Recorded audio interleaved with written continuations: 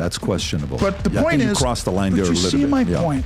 I'm stumping Patrick Bet-David on his own pod. This is as a fan. The anomaly of the Baldwin dynasty really only came out of these really cocky jocks who were like, F this.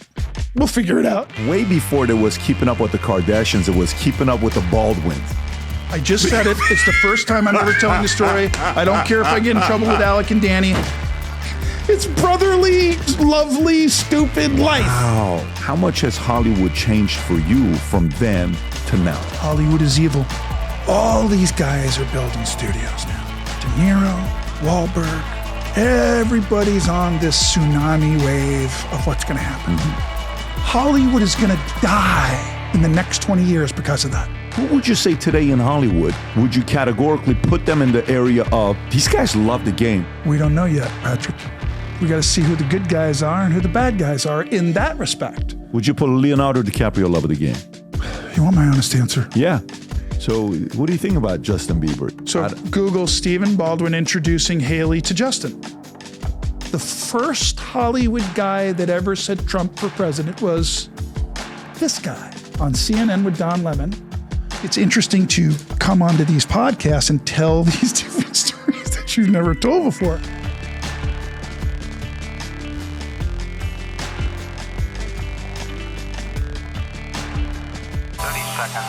Did you ever think you would make it? I feel I'm so close I could take sweet victory. I know this life meant for me. Yeah, why would you bet on Goliath when we got Bet David? Valuetainment, giving values contagious. This world of entrepreneurs, we get no value to hate it. How they run, homie, look what I become. I'm the one. Okay, so we have the one and only Stephen Baldwin in the house. How you doing? Did you like my reaction? I did, yes. It's a great song. It is. But here's the thing. Pretty legit. It's pretty legit. Let me tell you, you walk, we literally just met each other 2 minutes ago, 3 minutes ago, right? Literally, it just happened right now. Obviously, you know, I've followed you for much longer than you followed what I do. Oh, thank you. But the movie, I mean, one of my favorite movies of all time is The Usual Suspects, It's right? a good one. And you wrote a book called The Unusual Suspect, right? Correct. Which was interesting. But Rob, pull up the picture. Can you start off with the picture? I just want to go to the one picture that, go to the one I sent you. I texted you, Rob, the first two pictures when, you know, the entire family. So how the hell, what is this all about?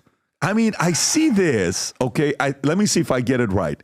Williams to the right. Yes, sir. Right? He was Backdraft. He was Sliver with Sharon Stone. But look at him. Right. Look at him. So that's him. I think that's Daniel, who looks like he's having a cramp. He's grabbing his hamstrings, maybe something else, but he's right there. Then you got your Alec, right, with the hairy chest. Yeah. Look at that, right? Oh, my goodness. Two brothers have hairy chests, two don't. And then it's you to the far left with the lats and the abs and the physique. Being the youngest, go ahead. Amongst the four. So, Rob, show the other picture. There's two of them. And then, oh, man, this one, I hope we can zoom in a little bit. Brother, one of you is better looking than the other one, right? What happened here? I mean, how did you guys get the looks that you did? I said, for sure your father was in Hollywood. For sure your mother was in Hollywood. I went and looked at something. How did you guys get such good genetics? Well, right back at you, Mr. Patrick Bet-David. You know, you're a handsome fellow yourself. Here's what happened. So my dad met my mom at Syracuse University. Okay. Then he got a teaching job. Yeah. Massapequa, Long Island, Massapequa High School. But his income only allowed him to buy a house over here, which was in the area of the rival high school, Alfred G. Berner High School. So in our next interview, I'll tell you the story when my dad was coaching the varsity football team of Massapequa, and Alec Baldwin was a senior and the quarterback of Berner High School's varsity football team and played against my father. Get out of here. And my father's team had never lost in 14 years against Berner. And I'll tell you on the next interview. You can't do that, buddy. You can't. There's no way I'm going to let you leave this vault. I'll tell it, but here's the point. Alec won? Alec won. And my dad had to push him in a wheelbarrow to a Baskin & Robbins and buy him an ice cream 4 miles away because he lost a bet that he wouldn't lose. True story. So here's the point. My family in our little town, because of my dad, we were famous before we were famous.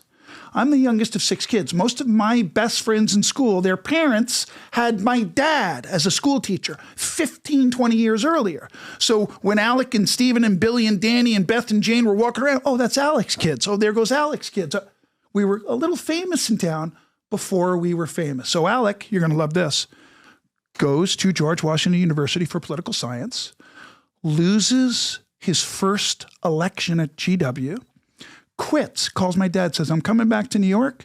I'm going to be an actor. I'm going to go get a waitering job. I'm going to NYU for acting and the Lee Strasberg School of Acting. So wait, true story. So comes back. My dad's like, well, wait a second, a better education, a serious education than becoming an actor is probably the wiser choice. Alec goes, he starts his acting career. He's a waiter at Studio 54, something like that. Somebody says, hey, go on this audition. Literally at the Studio 54. Something like that. Yeah. He goes to an audition for a movie way early. They said, you're no good. But this friend of ours is casting a soap opera called The Doctors, which was his first professional contracted gig. How old is he at the time? Oh, gosh, he was in his 20s. So has he finished school yet or not yet? He's still in acting school. At that time, he may have either still been going or studying Strasberg. Yeah. He was studying theater and da-da-da.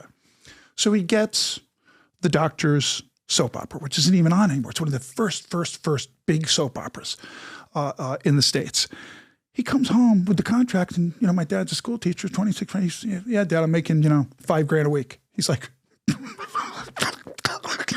wow. Your first acting job, you're making $5,000 a week. He's like, you know what, son? I believe that the world needs less lawyers and doctors and some more actors. I'm pretty sure.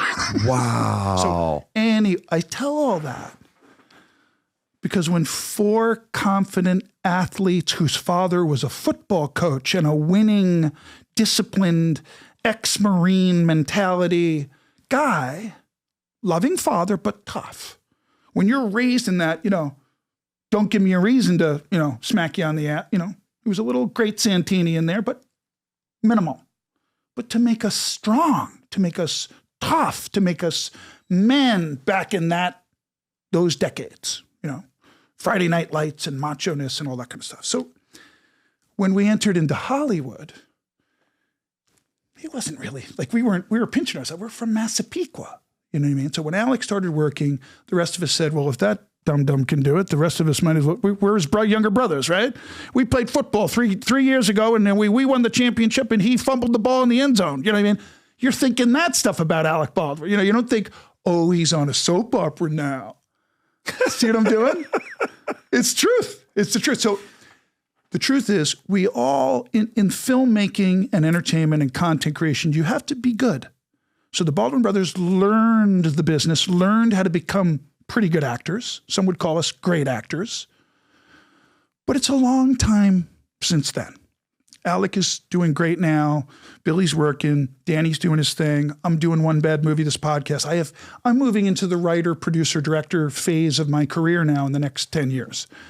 But I just wanted you to understand that the anomaly of the Baldwin dynasty really only came out of these really cocky jocks who were like, F this. We'll figure it out. Let me ask you, out of your 4, who was the better athlete out of the 4? Oh my gosh, you're going to get me in so much trouble. No, I'm actually now curious. So Daniel is the greatest natural athlete. Daniel's, like a... Second oldest. Daniel's second oldest. He played both ways for Hofstra University, college football. He played in the Nike amateur golf tour. He's unbelievable. He's a great athlete. Billy, same thing. Billy was a collegiate wrestler. Billy now still commentates for college wrestling, and he's a big sports guy. Me, I'm the only little skinny little wimp that did gymnastics and wrestling. I didn't do football or anything because it would have killed me. Thank God I made that decision. And then Alec, who we lovingly refer to as Lex Luthor, king of all things, king of the dynasty. But if I told you stories about the football games we had as kids, one time my brother Daniel had me on his team. And I'm going to tell this quick and then we'll shut up. This is friendly game. We grew up at 32 West Iroquois Street, Massapequa, New York, right across the street. 50 yards across the street was the Peninsula Golf Course, a 9-hole municipal golf course. Can you pull this up? I'm actually wanting to see this, Rob. Pull up Peninsula Golf Course, Massapequa, New York. Just 9-hole muni. We played every sport on that golf course other than golf. Football, baseball. They shot us, chased us with cops. We got in trouble. Right. Go back to it, Rob. You were on it. Is this it? Yeah, that's it. That's the 9-hole muni. Right now, if you moved to the top of that screen, if the map was big enough, you'd see my old house. So hold on. So we used to play touch football games. The Baldwins, a couple of the Baldwin brothers versus like Anthony Rendy and his family, this other big family. Yeah, there it is. Which one's the house? 32 West Iroquois Street. Is it still there? Should be there. Look at this. We're Google Earthing my old house that all of us grew up in. True story. Is that the one, Rob? That's the Sunset Road. See the trees to the right where he's yes. Right, that's the golf course. So right where he's circling, you walked across Sunset Road, went through those woods, you were on the third hole fairway. Wow. So okay, you guys are playing football. But we had some of the most epic agony of defeat moments in our little, sandlot football games. One time my brother Daniel, it was the last play of the game. They had to get a touchdown. We were down by 3. And it's Alec and Billy versus Danny and Stephen and 2 Rendys and 2 other Rendys. Obviously 4-on-4, 5-on-5. And my brother Daniel calls this play. He goes, I'm going to hand you the ball. And all I want you to do is put your head down and curl up in a ball on the ground. I go, what? He goes, I'm going to give you the ball. And I just want you to hold it to your chest and just scrunch down on the floor in a ball. I go, okay. I'm like 9. I weigh 70 pounds. My brother Daniel's 6'1", 250. He snaps, ready to hike. He turns, no one can see me. He puts the ball on my chest. I crumble up. I go to the ground. He picks me up with the ball and throws me over his head, over everyone coming at him as the quarterback. And I land, however I land in the end zone, and I hold the ball and we win the game. Wow. But Alec just told me the other day, he goes, there's stories that we haven't told. He goes, if I ever told someone when Daniel threw you over the end zone. He's telling you the story the other day. He was telling me the story. Wow. Because there's so many crazy stories in the family. Now, was Alec the alpha amongst the brothers? Was he? Did you guys look up to him? Was the alpha? No, Dad was the alpha of Alec, but was Alec an alpha of the other brothers or no? No, because Daniel was the biggest. So Alec couldn't push Daniel around. He would like to have thought he could back in those days, but Daniel was merciful. I believe. Did they ever fight? I'm in so much trouble right now. Oh, they brawled. Who would win most of the time? It would be even, only because like that brother thing, they would pull their punches. Okay. Look, listen, they got in a fight one time. My mother stepped in between her. They knocked her dentures out. Be quiet. I just said it. It's the first time I'm ever telling the story. I don't care if I get in trouble with Alec and Danny. They got in a fight. My mother stepped in between them. I'm not laughing at it. My mother stepped in between them. Scuffle. Alex being a wise guy to Danny. My mother's there. All of a sudden, he mouths off to my mother, Alec, and Daniel now steps between my mother and him. Hey, bro, you better watch it now. You're getting a little disrespect. And Alec's like, oh, yeah, and goes like this. And Daniel ducks. And my mother's right behind him. The dentures go flying.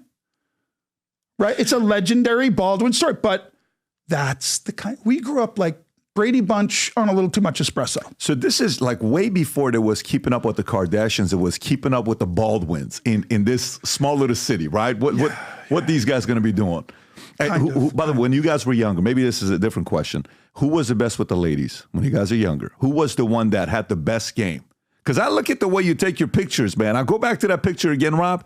I mean, if we look at how these brothers pose. No, but go back to the first one, Patrick. Go back to go to that. Yeah. Look at the way you're posing. Now let's do psychology. Yeah. Which one do you think did the best with the ladies? Okay, so I'm going to give you my feedback. Look at the psychology. If you want to do psychology, let's go through it. So I think William was the guy that girls couldn't figure out if they liked him or not, so they came to William. That's the feeling I get. I may be wrong. Wrong. Okay, then let me wrap it up. You can correct me because I'm not there. William gives me the vibes of, just the way he is, suave, girls came to him. You look like a playboy, okay? Your brother seemed like the one that, and I'm talking Alec. Alec looks like the older brother that, but he's making a silly face on purpose. Yeah. But go ahead. And then Daniel could be the guy that because he had a little bit of a silly fun side to him that maybe he got played. I don't know. I could be wrong on all four of them. So Billy Baldwin, who when we were younger and he was a Calvin Klein model and he had billboards in Manhattan in Times Square, look it up. Billy Baldwin, Calvin Klein, you'll see it all.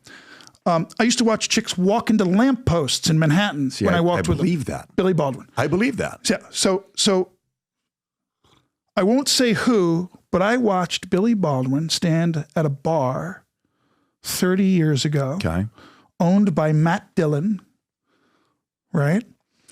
Matt Dillon was I go way back, Patrick. I go way back, bro. So when Matt Dillon owned a bar back in Manhattan, I think it was called Lucy's Surfeteria. Anyway, and then there was another one he owned too. What was that movie Matt Dillon was in with that one girl that the girls come in, they kiss, and it was like a movie like A Usual Suspect. What was the movie Matt Dillon was in? Where the girls kiss? Denise Richards. Denise Richards. What is that movie? What's that movie? Wild Things. Oh, yeah. Yes, what a movie. So that's the one. He was in that movie. That's right. One of the greatest documentary / movies of all time. Okay, I mean, that's a good movie. But go ahead. You're saying so. Your brother. But go ahead. What was I saying? You lost me there. Billy is at Matt Dillon's bar. Right. Then a girl, you can't say who. I can't say who. Right. Who's married now. So think about what I'm saying. I watched a woman at a bar go like this. Watch. And forgive me, Lord, in every physical aspect of our existence, beg my brother for his attention. And he went like this. Yeah, how you doing? Yeah. What's your name again, honey? You know what I mean? See, now that girl's married to one of the top 10 biggest stars in the world today. And we know this girl. So I'm making that point because that's how sexy Billy Baldwin was. I believe you. Daniel Baldwin was the legend. If Alec was sitting right here, you go, he was a legend. Yeah. Daniel Baldwin got the most girls. Are you joking? Daniel Baldwin was the guy that, like, when I got older, I met some of his ex-girlfriends and they went, hi, you're Daniel's brother?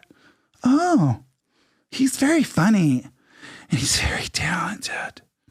Okay. Can I leave it right there, Pat? Okay.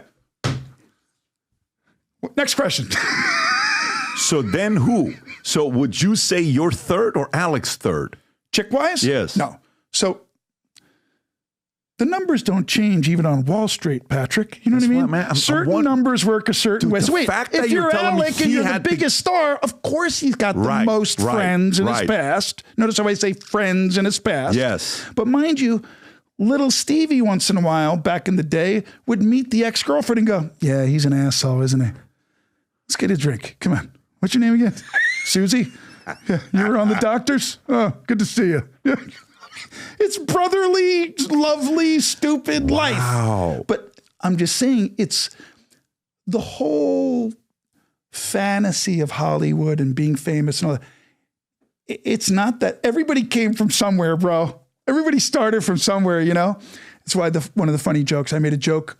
I did an interview with Jamie Kennedy on his podcast. I don't know if you know that guy. Of course. He's wonderful. He's wonderful. Jamie Kennedy, MTV. Like, yeah. The Jamie Kennedy Experience. Yeah, right. He's got a big podcast now. He's doing very well. And I did an interview with him and I talked about it. I got fired from Casualties of War. This big Brian De Palma film starring Sean Penn, Michael J. Fox, Stephen Baldwin. I got fired. So I hadn't told that story before.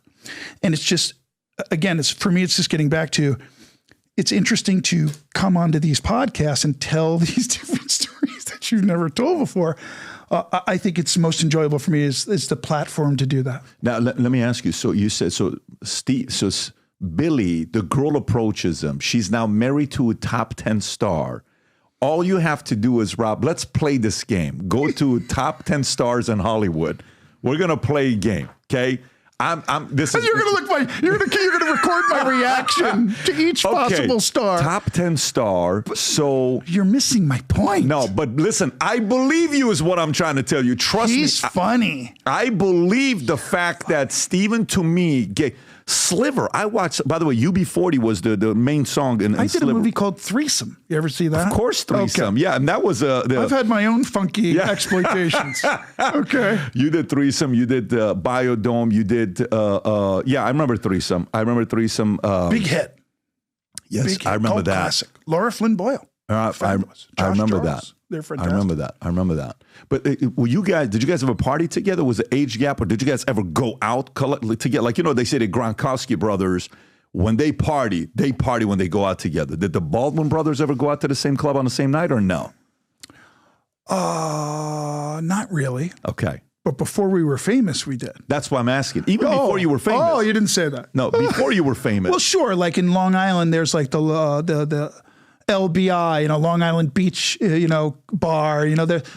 My brother Daniel was a bartender on Long Island. Alec was a bartender in Manhattan. So before all of this, so even before the fame, you guys were networking. We were prospecting and networking. Makes sense. That makes sense. So let me go back to it. So Pops. So I thought for a second maybe there was a mother or a father that was linked. And your dad died. You guys lost him at 17, a very young age. Yeah, he was 54, 55, 56. 55. 55 when that happened. So again, that's very early to have that happen to you. But I thought one of them would have influenced you guys to get into acting. So you see Alec goes, and then he's making the 5 a week. Pops comes home. Is there a situation where Alec comes and show you guys the 5 days, 5K a week? Or is dad saying, hey, guys, you guys may want to consider going into Hollywood as well? What did that process take place? No, my dad was a realist. He was a very black and white guy. But I got to tell you this other story so you understand the mentality.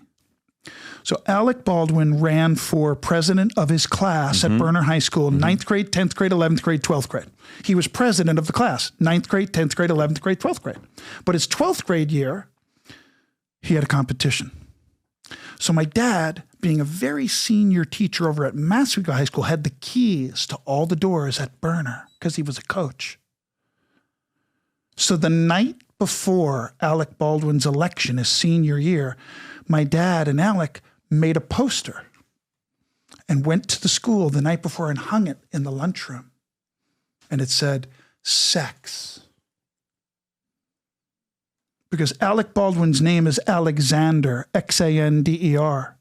So his name growing up is Xander Baldwin. If you saw Xander in the subway right now, my brother Alec, and you went, Xander, he'd go, because that's his name growing up, not Alexander, not Alec. Do you guys call him Xander, or who calls him Xander? We call him Alec now. Okay, got it.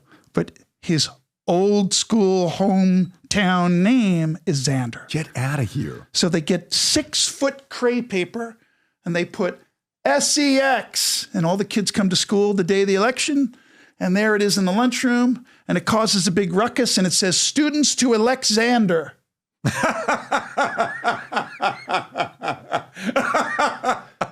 So Dad was a marketer. But Dad understood how to teach his kids how to have the balls to go for it. That doesn't exist anymore, Patrick. Really? Everything's changed. Now you got to be careful. Ew. Wow. So president 9th grade, 10th grade, 11th grade. So he went senior as well. I'm assuming he went senior, which is why he went to GW to be political science. So let me ask you, if I was in high school right now and I was a classmate and I was in 11th grade with Alec, and everybody's talking, and they're making wagers on what they think Alec's going to do one day. What's he going to do one day? Is he going to be a lawyer? Is he going to go into politics? What's Alec going to do? Politics. Really? 11th grade? 11th grade. Oh, yeah. Never acting. Are you serious? He did a couple plays. He did it probably for fun. Daniel and Billy even did a couple school plays just to meet the theater chicks. But to literally lose that election at GW, that was still it wasn't that big a deal to him, but it was like a weird sign. My brother said to himself, this isn't for me. if I'm so ready for this, and now this one little weird anomaly occurs where it's, do I say to myself now, continue and persevere for this? Or is this other instinct I have to maybe go? Because a few people had already said, you're good looking, you should be an actor. It's very interesting. Little kismet. So he leaves and he goes into acting. Right. Instead of, so he is born in 58. So if I go 17 years, 75, is he a Kennedy guy? Who's his aspiration for wanting to get into politics? All of that. My family was totally raised by my father as Irish Catholic Kennedy people. Got it. So that was the aspiration for him. And then he leaves and he goes into acting. So did he want to be a lawyer because he was a debate guy? No. Or what was the route? Like what career? I think he just wanted to serve in that way. Listen, my brother Billy was very political as well, too. He worked on Capitol Hill and he worked with congressmen and all kinds of stuff. So we were motivated to be politically active as a means of service. Politically active as a means of service. Was that encouraged by mom and dad, or no, that was just, your own thing? Like, was it like, hey, you ought to find a way to give back to your community? Hey, guys, one of you guys is one day going to be a president. Like, Joseph Kennedy would sit his sons down and he would say, hey, who's going to be the president first? Is it going to be you, Joe? Is it going to be you, Johnny? Is it going to be you? He would tell them that one day one of you guys is going to be a president, right? Was it like that? Was that selling a vision or no? My dad was much more just, you can be whatever you want. Got it. It was that foundation of psychology. My mom and my dad taught, if you work hard, blah, blah, blah, blah, life's about you. Simple, basic kind of stuff. But, I wasn't there for private conversations with my dad and Alec, at that part of his life, but I'm pretty sure it was much more, Alec must have had that thought at GW, like, am I going to enjoy this? Is probably my guess. Yeah. And then he went to the acting and the rest is history. So interesting how life works, right? Like, when I was younger, I wanted to go be Mr. Olympia. I wanted to go be an actor. I wanted to go into Hollywood, marry a Kennedy, and I was going to run for governor one day. That's when I was younger. Really? No joke. No. How old? From 14 years old. That's what I wanted since I was like, you had better parents than me. Yeah. Well, no, trust me. My parents married and divorced each other twice. Oh, wow. So they couldn't stand each other. They can't be in the same room together. But if you can pull up one of the pictures, that's go to the left one, top left one, Rob. That's me and Dorian Yates. That's at the top when I wanted to be Mr. Olympia. And the bottom one is us 30 years later, 28 years later, something like that. Go to another one of the pics, Rob. Like go to a little bit lower. I'm 18 there. I'm 18 over there, but go to the one right there. That's 18? Yeah, that's me right there. I'm 21 now at this phase. So I got 22-inch guns. How much did you weigh? Probably 245. I'm taking this thing seriously. And then I go to Mr. Olympia one year and I'm like, you know what? I go meet all these bodybuilders and they tell me what I have to put on my body for how long. I said, I'm out. I hung out that weekend with one of the competitors, the scroll, and kind of talking about it. We're having a good time. And then on the drive back, I get a call back from Dave Kirby. Morgan Stanley Dean Witter offers me a job through a girl I met named Janvier. I go into financial services. I get my Series 766. I forgot about Hollywood. Years later, my wife got me 1 hour meeting with Aaron Spicer, which was an acting coach in LA. And I'm like, let me see if I still have any itch to want to do anything with acting. And I sat down with him and he says, what's your personality like? I said, what do you mean? I says, what do you do when there's nothing to do? I said, no, I'm not good for that. He says, well, Hollywood's not going to be for you because you ain't going to be working 80% of the time. You're not working 12 months out of the year. It's a lot of time when there's lack of. He says, maybe you may want to produce movies or fun movies. But then one little meeting, one little conversation led me to say, nah, I'm out with this business. I'm going to go business, financial services. And then it shifted. Right. That's so funny that Alec went that on because. But you know what's cool too, and I'm not trying to be funny. You're young. Yeah. Right now, if you want to finance your own $5 million movie, that it's a film you want to develop, it's a story you want to tell, then you give yourself a small role in that for the fun of that. And by the way, the SAG health and benefits insurance is pretty good, pal. Just so you know. Yeah. Yeah. Yeah, it's the. I mean, for me, when you're a kid and you have so much chaos in your life, Some kids become comedians because it's like the therapy to not have to deal with the shit that's going on in your life. You know, for me, it was movies. Right. Like if I wanted to be relaxing, my therapy was going to a movie theater with nobody, sit in the back in the morning, 10 o'clock matinee type of a deal, and you're sitting watching movies with 80-year-olds. Right. And those became your best friends sometime. Hey, Patrick, how are you? Okay, can I get you some pop? Yeah, I'm okay. I'm going to sit over. And then you watch a movie, you're just like, oh, such therapy, right? You watch some of these movies. But yeah, it was always exciting for me. By the way, Hollywood, for you, you guys have been in this space for a while. Highest level. All of you, I would say everyone's done something that's been at the highest level. Right. How much has Hollywood changed for you from then to now? I'll answer that in a second because I just want to compliment you, because what you just described about yourself is you're a storyteller. You love movie. Your natural organic instinct is movies. Why have movies impacted you so much? Because you're a storyteller. You're a creative. You hang out with your kids. You read books. You tell them stories. You play sports. You engage them with the heart stuff, because the finance isn't first in your heart. You're a creative that God's using in this way. That's just me talking. What's fascinating is down the road, you should make a plan to let that creation out, because now God's put you in a position to do it for yourself.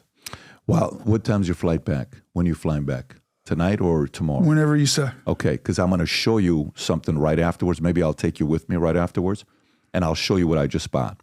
Because we're going to turn Fort Lauderdale into the Burbank of East Coast, and you'll see what we're doing with movies. We're going to be in movies for the rest of my life is what we're going to get into. We're going to produce, we're going to do storytelling. Now, can I share something with you? Yeah, please, go for it. Hollywood is evil. Tell me why. No, just listen. I love you. Has it always been, or is it now? Always. Okay. So that means in the spiritual aspect of it, which you pay attention to. Sure. All these guys are building studios now. De Niro, Wahlberg, everybody's on this tsunami wave of what's going to happen. What if the technology changes? What if I can do it right in this room? What if I can make a whole movie with Arnold Schwarzenegger right here on an app? I'm being an a-hole to make a point. I've learned it's changed so much. The most important thing is the storytelling. I just, on the flight over here, literally the flight you brought me on, I watched Jerry Maguire. One of my all-time favorites. They don't make them like that anymore, Patrick. Why? Patrick, why? Because Hollywood controls the content. What's Hollywood about now? Wait, because I did this on Jamie Kennedy, I got in trouble. Jamie Kennedy said, "You're wrong. Hollywood is not elitist. Hollywood does not have a small club that it feeds itself and they make Barbie and MCU and that's it. They want the money.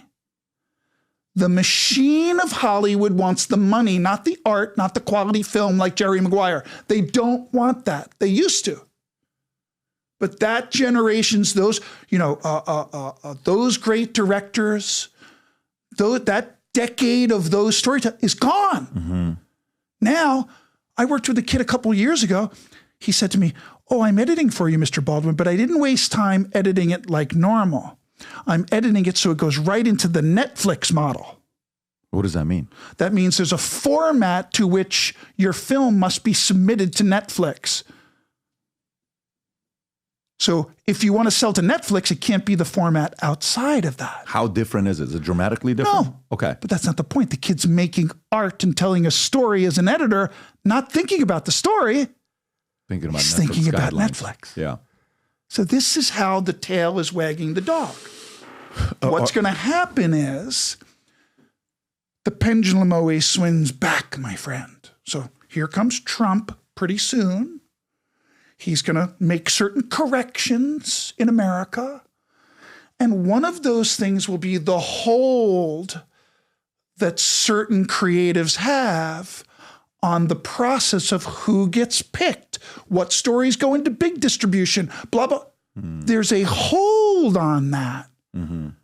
So the next time a guy comes along with a beautiful Jerry Maguire, they're going to go, "Where's Barbie? Why can't the kid who's the son of the guy playing Jerry Maguire hold a Barbie? Because, we have certain paid advertisements, and if they click on the Barbie, Patrick, I'm done with that. I'm done. Hollywood is going to die in the next 20 years because of that. It will, because people don't care. They're already getting right to their phone what they want.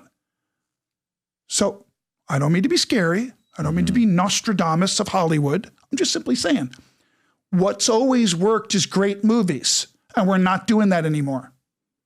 Yeah, I mean, even if you think about the last 10 years, what movies have we produced last 10 years that's on the greatest of all time list? Watch this. What have been the most profitable?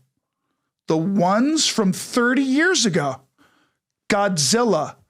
Look at all the remakes in the last 10 years.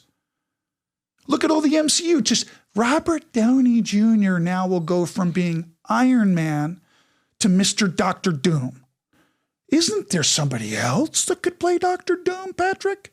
I bet you there is, but the system feeds itself.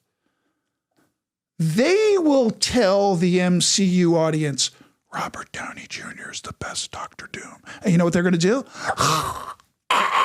Yeah.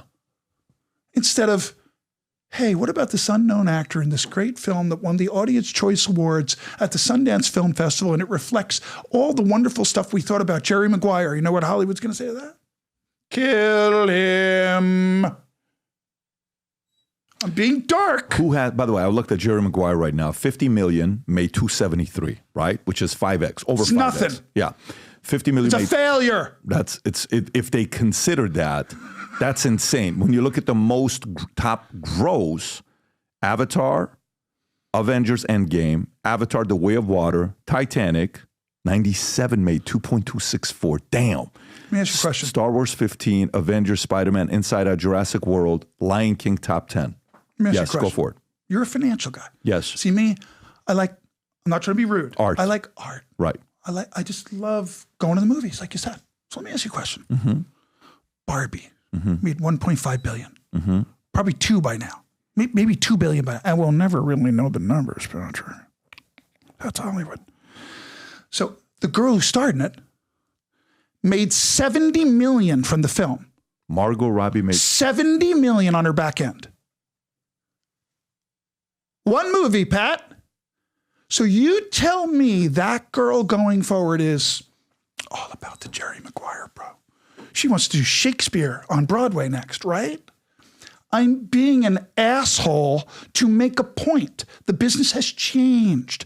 Margot Robbie will never look at creating a character in art. And listen, I don't care what the comments are after this.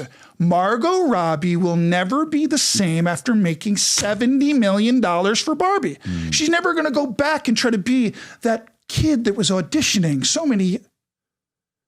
If you lose the love of the art, what are you doing? You're just doing it for the money. Well, let me ask you, though. So, I mean, Hollywood maybe didn't used to make this kind of money. Now they are. But the same thing's happening with college football, NIL. And the same NFL, thing happened with NBA. Buster Keaton, and the same thing happened with all those guys. The big stars that made the most money early went on to build beautiful, creative, artistic kingdoms. Right. Now, I believe the content they create and develop is the tail wagging the dog. What's going to make the most money, not what's going to touch the most people. That's my problem with Hollywood. You think that's going to be okay? Are you a sports guy? You follow sports? Okay.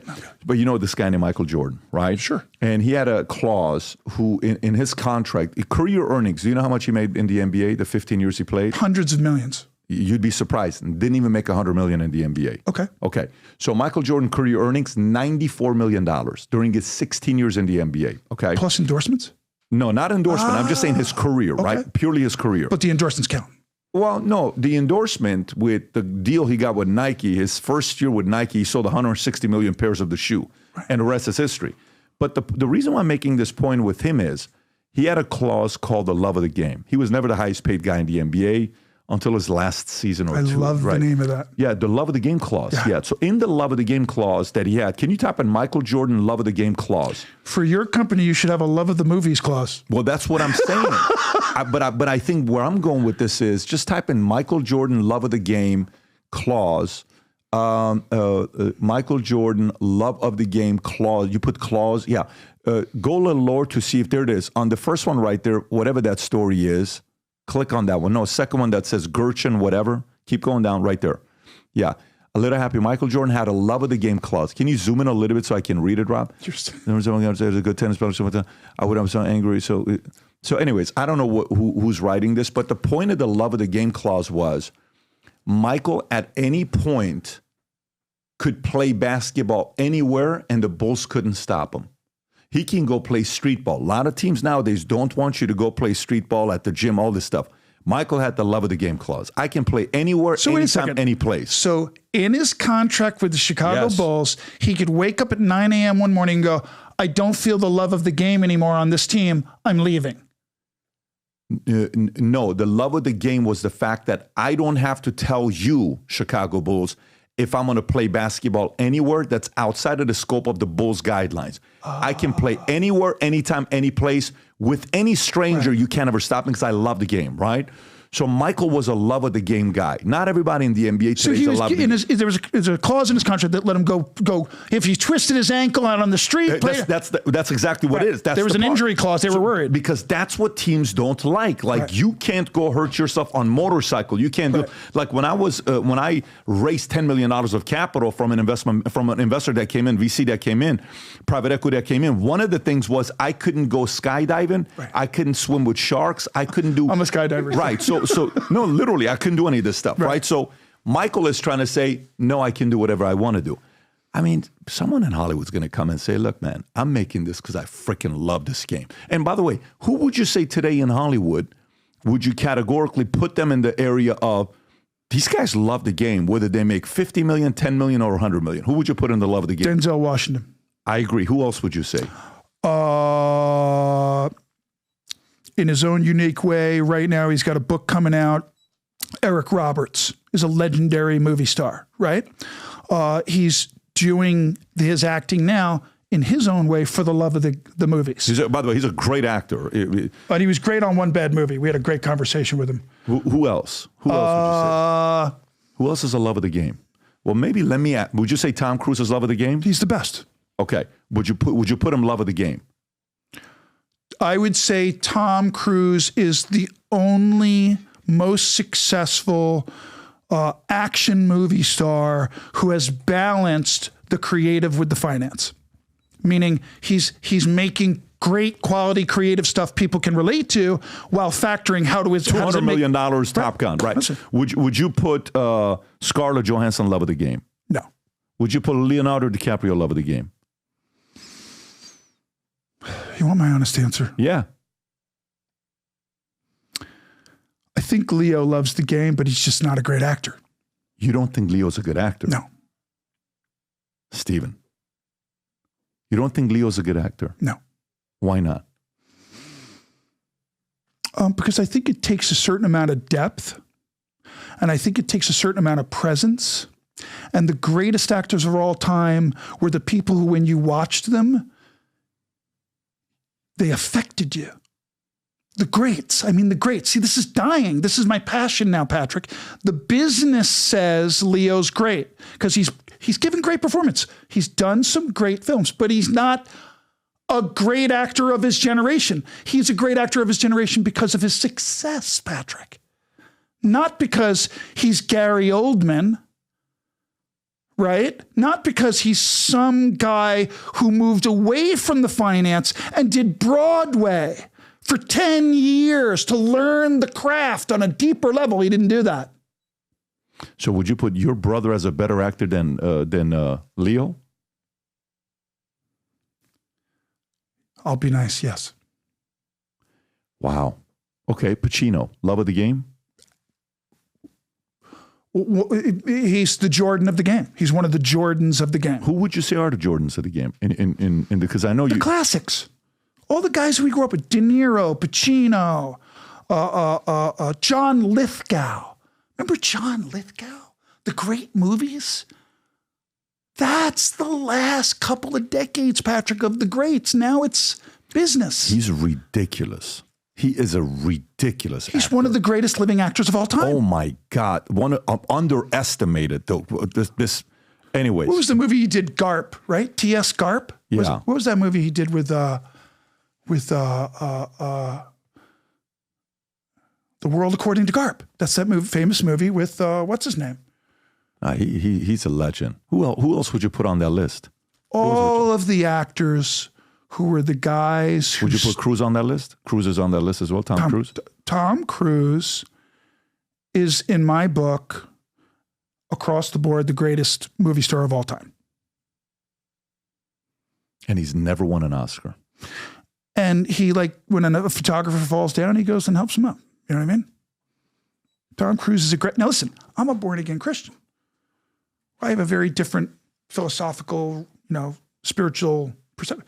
But if Tom were... He's literally... I did Born on the 4th of July, right? So in the high school sequences, I had to wrestle Tom. In the movie, I'm wrestling Tom Cruise because they do the flashback sequences. That was the story of Ron Kovic. You ready for another good one, Patrick? I want to hear it. So Ron Kovic wrote a book called Born on the 4th of July. Tom Cruise optioned it to play him in the movie, a Vietnam vet who, came home and saw and had his experience. Ron Kovic had my father as a school teacher. My dad pushed Ron Kovic in his wheelchair at an event before Oliver Stone ever heard of Ron Kovic. Dead serious. So after Oliver heard, my dad was connected to, he put Daniel, Billy, and Stephen Baldwin in Born on the 4th of July. We were all three of us, and Alec wasn't available. Or otherwise, it would be the first time all four Baldwins were in one movie. Alec wasn't available. Yeah, I saw that because one of them played the Marine Vietnam... Billy. Yeah. The other one was just a soldier, and then Daniel. Yeah. And then you played Billy Billy, what's the guy's last name? Billy something, right? I forget. But yeah. The point is, it's just funny to have that backstory of a Hollywood connection where Oliver Stone, they were like, well, geez, let's put all the Baldwins in. That's kind of a cool, small, weird thing. Their dad, Ron had their dad. And, it's just interesting. Can you pull up the picture with them on Born on the 4th of July? You just pulled it up a minute ago, Rob. There's me over his shoulder. Wow. That's me over Tom's shoulder. And then again, and the point of that is I worked on that film when I was a kid, before I was married, before I met my wife. Years later, I go to a movie premiere. Tom Cruise is there. I'm with my daughter, Aliyah. The nicest. Hey, Aliyah, gosh, let's take a picture. And he's a humble guy. He's a pretty... Now, you piss him off on a set, you maybe get a recording of him screaming at somebody, right? But these things happen. Right. That's right. Happens to the best of us. Yes, that's right. You know who had the best one, though, that I saw? Christian Bale. He was Whether good. that was real or not, I don't know. But Christian... He's a good actor, but that sounded pretty real. That sounded pretty real, yeah. But it just goes to... But now watch. Yeah. I'm going to be a butthole to make a point. When you're Christian Bale and you've developed a character and you're a serious thespian and someone interrupts you, you get upset. When you're so-and-so and you did Barbie and somebody screwed up, you go, hey, back to one, babe. Don't worry about it, kid. It's Barbie. Lighten up. It's not, it's not Shakespeare. That's what's happening. It's Barbie now, bro. It's not Shakespeare anymore. That's the movie business. So what I'm warning you about with your future business is have a clause that you got to love the movies. Love of the game. You got to love the movies. Love of the game. If you're coming at me with a deal because, I get to make 50 billion Barbies in Taiwan in the next 30 years. Are you a fan of Margot Robbie or you're not a fan of her? Like, did you like gorgeous. Margot on Wolf of Wall Street? She's brilliantly talented. Okay, she's a great actress. Yeah. But I'm making an observation. Yeah. No offense to anybody involved in that picture. Yeah. The director, Greta's brilliant. I'm just saying the message to young creatives now is make Barbie. So within the game, you think you know how there's big revolutions that happen or disruptions that happen to any industry, right? Do you think these OTTs, the Amazons, the Netflix, the Apple TV, all these guys that are creating the Succession, the House of Cards, the this, the that, you're getting $1 million, $2 million an episode to make. It costs a lot of money to make some of these episodes, right? Some of them, they're even doing at $5 million right now per episode that they have to pay the actors God knows how much money. You're making a 13-hour movie, right? If you really think about it. So you have to, some of these budgets are getting bigger. Was that a good thing for the industry? Was that a bad thing? In what way was it a good thing? In what way was it a bad thing? The OTTs. I'm not a finance guy and I'm not a numbers guy.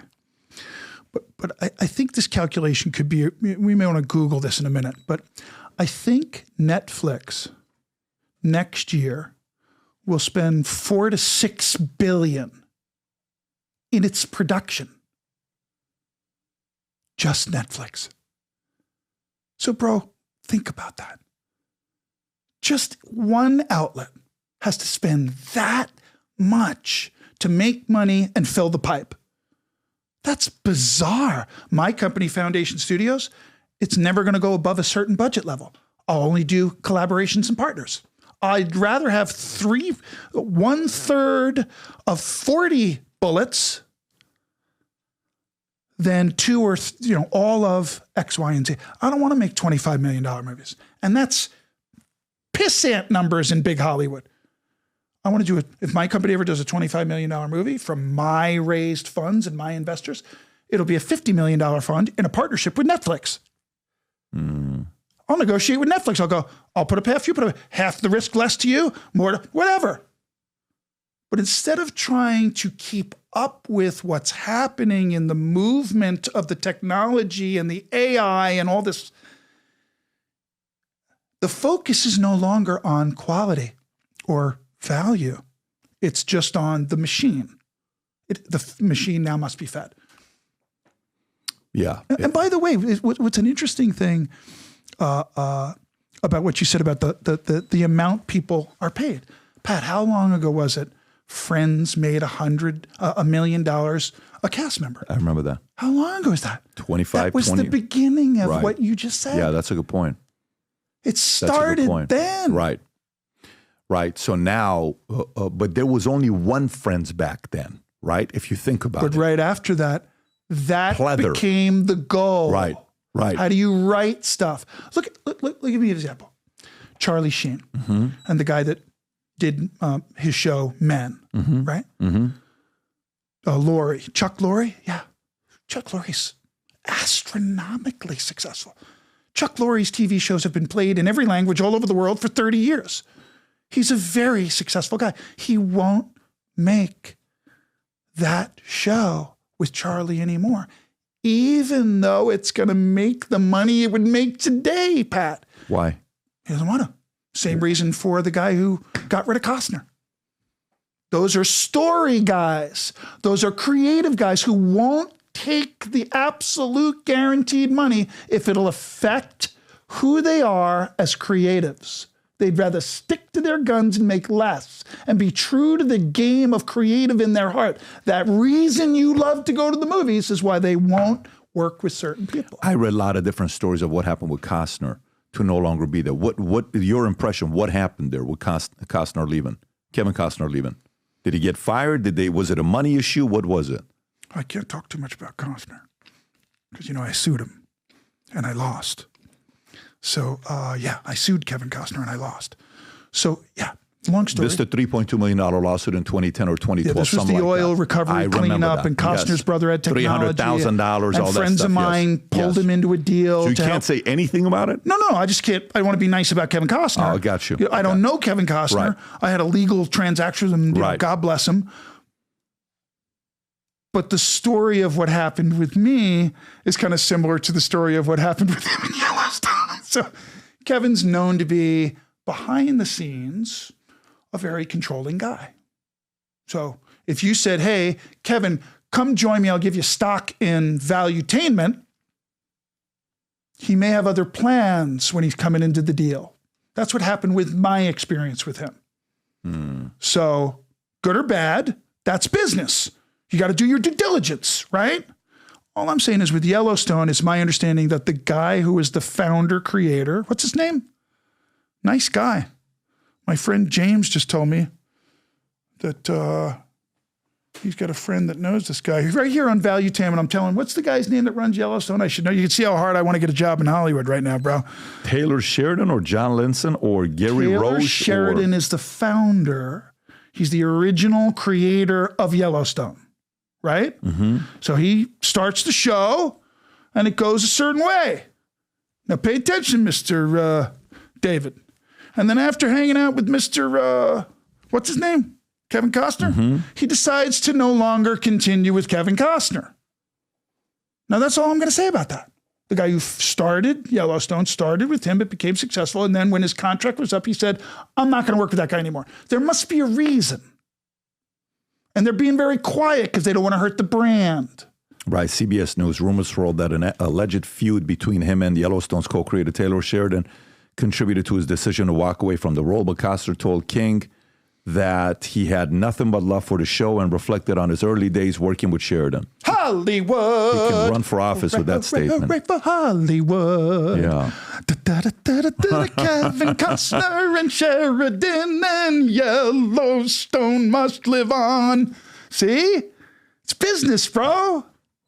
Don't hurt the brand. Don't hurt Hollywood. You put Kevin as a great actor? I got it. You know what Sheridan should do next? Barbie 2. If he does Barbie 2, it'll go through the roof. So, but do you put Kevin as a great actor? Kevin was a great actor. Was? Yeah. Like Bodyguard? No, like Dances with Wolves. Oh, Dances with Wolves, for sure. It's perhaps... Now, here's the asshole I am. I lost a lawsuit to Kevin Costner, and I'm still sitting here going, you know what? He's a great guy. Back in the day, he was a brilliant storyteller. Now Kevin wants to take all of what he thinks he's learned and be the boss. And he's not a boss. You know who's the boss? Patrick McDavid. Patrick McDavid's calling is to do valuetainment and do these things and use that little kid inside that wants to touch the world and be creative and have a heart and teach his kids and pass it on and have that legacy. You're staying in your position according to what, you know, where God's put you. Kevin Costner wants to. Who are the bosses of Hollywood today? Who are the heavyweights of Hollywood today? Like, you know, back in the days, you would hear about, and I'm talking 20 years ago. Giffen, Weinstein, all these guys. Who are the bosses today? Who has the power today? We don't know yet, Patrick. We don't know yet. Yeah. What do you mean by that? Well, you just said Harvey Weinstein's gone now, right? So who replaces that vacuum? Is it a Hastings? I don't know, but watch. So now you have what happened with him is now happening with some other people. What happened to Harvey Weinstein is now happening to other very powerful people. Public? Well, is it Sean Combs, right? Right. Yeah, same thing that happened to Weinstein is happening to Sean Combs. Now you have to understand, whatever sphere of reach Sean Combs had, all those people are being affected. A very high-ranking guy just stepped down from a big agency in Hollywood because he was affiliated to Sean. You saw that? Yeah. So ask me again, who runs Hollywood? We don't know yet. We got to see who the good guys are and who the bad guys are in that respect. But it doesn't change the business side of it. Who runs Hollywood? Right now, the people who are the most profitable. That's who runs Hollywood. Who's feared? Me. Why? Because I'm a silly, little, cute, little, funny, little Baldwin brother that just wants to do one bad movie podcast. My podcast is interviewing actors about their bad movie experiences. You know why? Actors are only human. They sit down to take a dump. All of them. Even Margot Robbie. You think Margot Robbie takes a dump? Listen, that's questionable. Not in Barbie, apparently. That's questionable. But the point is, you crossed the line there a little bit. You see my point. Hollywood has lovely people who are married with kids and have family values and all these things, but they have an agenda. The power brokers want what they want. So they message that agenda through the movies and the industry. That's cool. All I'm saying is, I'm a guy saying to a guy with way more success and money than me personally, I'm saying, I'm the old Nostradamus now that's been around that can read the tea leaves. I'm simply saying, I just want to make little movies, Jerry Maguire. All I want to do, my legacy, I want it to be that I made John Hughes-like movies. 16 Candles, movies like that, where your kids can receive a message about life that's meaningful.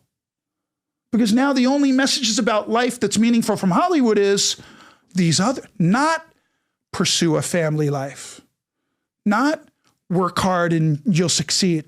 There's all these other messages. I just want to say my legacy is telling stories about my dad was this, football was that, sports was this, politics was that. But really the more important thing, kind of like the Little Rascals, was, did you learn that lesson at the end of the episode or the movie that made you go, I'm going to think about that? Because I didn't come out of Barbie going, I'm going to think about that, but only because I didn't see the movie. By the way, at this point, I think you want to be in Barbie too. And we just have to put that out there. That's what Jamie Kennedy said. We just have to put that out there. I think you want to be in Barbie too. But by the way, just jealous. John Hughes, when I'm looking at this, legend. He did Breakfast Club. He did Ferris Bueller's Day Off. He did 16 Candles, Pretty in Pink. Weird freaking. By the way, that's within a 3-year period? Ask any kid under 40, any one of these titles, they won't know. Ask any kid under 40, any of these titles, they won't know. You know what's an idea I just got about business? I'll do a deal with you right now. You want to have fun? Yes. Want to educate the youth about movies? He did Curly Sue. I put this in my phone. I'm going to buy this URL. I collect URLs. So what if there was a movie theater that only played those movies? What if there was a classic movie theater? What if there was a little movie theater in LA, somewhere, Santa Monica? Maybe we have 3 of these theaters that only played I think that would do well. Old classic. I think that would do well. It's a niche. It's a very niche product. You would need to add a restaurant or something else to it. I think if it's a niche product, it would do well. You know what's crazy? I sit there with my kids, and my oldest son, Stephen, is crazy about movies. When I tell you he's crazy, he's crazy about movies. I just finished. I've been working for 13 and a half years on my first fiction book. I just finished it. It's called The Academy. And it was released last week. I saw it. Congratulations. Yes, thank you. So my son, we sit there and we go through movies to watch, right?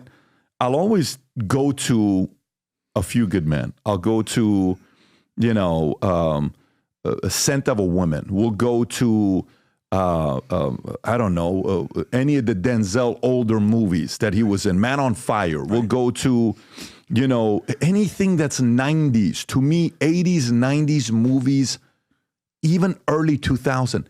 Like some of the comedy that Vince Vaughn did and those guys did, I like. Some of the stuff that, the comedy, their Couples Retreat, these things are good. But when you go into movies, you go there. What changed? What did change? Streaming. That's why I asked the OTT, the streaming. So you just listen to what you said. Yeah. 80s, great stories. 90s, great stories. Early 2000s, no more great stories. Because the pipe went from here to here. So now they got to just fill it. That's my point. I don't want to be a part of that. I was a part of it. It's why, listen, one of the jokes of my podcast, One Bad Movie, is I do a commercial. If you pull up my Instagram, you could show them the commercials. I'd love to see. Pull up the first commercial on the One Bad Movie Instagram page, please. Look at them like I'm you right now. But I want you to see this commercial, if you don't mind. Now go scroll down to that first one to the left. Up, right, up, there. Play that for Mr. David. Nice and loud. So, tell me again about this One Bad Movie. Well, Doctor, it's a brand new podcast hosted by me where I interview Hollywood people about their bad movie experiences. It's very funny, extremely entertaining, and who knows, could be even a bit therapeutic. Please, no meta jokes in this session. Sorry. So I'm goofing on myself. That's Stephen Baldwin, the therapist, and Stephen Baldwin, the patient. And now I'm trying to love movies and enjoy movies through this, Patrick. Interesting. I love it. I'm now interviewing people, and I talked to Michael Madsen. I said, Michael, you're a legend. And then Alec called into the interview, which you can only see on the podcast. It's hilarious because they did The Getaway together when Alec was married. Michael Madsen was in Reservoir Dogs, or was he? He was the legendary. He starred in almost all in Quentin Tarantino's movies, but he started. Reservoir Dogs was his blow-up role. 400 grand made 14 million or some weird number like that, right? But that's where he cuts the guy's ear off to the dance song. It's all shot in a freaking in one warehouse. Yeah. Right. Very cheap. Quentin knows how to save money. So my point simply is, Michael Madsen, known for these legendary murderous gangster roles, also starred in Free Willy. Pull it up. Don't believe me? I didn't know that. He plays the dad in Free Willy. Free Willy. The theme song was Michael Jackson and Free Willy. And I interview Madsen, who I know. I did 2 pictures with him. And I'm talking to him and I go, so Michael, I think your one bad movie's Free Willy. And everybody's going, no, Free Willy's a great film. I'm going, right, but for Michael, if he's such a gangster badass, why did he do this? And Michael Madsen in the interview goes, no, my agents made me do it. I told the producers of Free Willy not to cast me. They said, no, you're great. We'll make it work. It was one of the funniest conversations I've ever had with them. So that's one bad movie. And he was in Donnie Brasco as well. I think he played Sonny Black. I won't tell you what he said about Donnie Brasco. What did he say? What did he say? No one's watching. It's just you. It's just me, you, and Rob. I mean, stop. This is so like who's the actor listeners. that was in it? Pacino? Who else? Johnny Depp. Right. So remember what I said about Leo? Oh, forget about it, Pat. You know what I'm saying, kid? You put Johnny in the same category as Leo? I did nothing. Stop. You said, what did Madsen say? Yeah. Madsen was in the movie with? Johnny and Pacino. Right. So if Madsen worked with Johnny, maybe he thinks Johnny ain't all, a bag of chips like everybody thinks he is. Man, that's tough to believe because Johnny is freaking... I'm stumping Patrick Bet-David on his own pod. This is fat. As a fan. By the way, I interviewed the real life Donnie Brasco, Joe Pistone. I was the first guy that interviewed him, got like 10, 15 million views. And we sat there talking about Sonny Black and all this. Donnie Brasco's a phenomenal movie. The Lefty, how they caught him, did all that stuff. But that's interesting. You love my movie One Tough Cop, where I played Bo Dietl.